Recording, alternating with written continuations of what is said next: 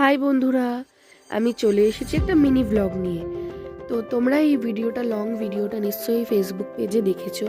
যদি না দেখে থাকো তোমরা গিয়ে দেখো। আমার ফেসবুক পেজের নাম হচ্ছে বং লেডি উপমা রোজি।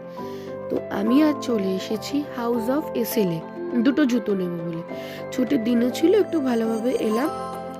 তো এখানে 4টে ফ্লোরে অসাম কালেকশন, ব্যাগের কালেকশন দেখলে তোমরা জাস্ট ওয়াও হয়ে যাবে, জাস্ট ওয়াও।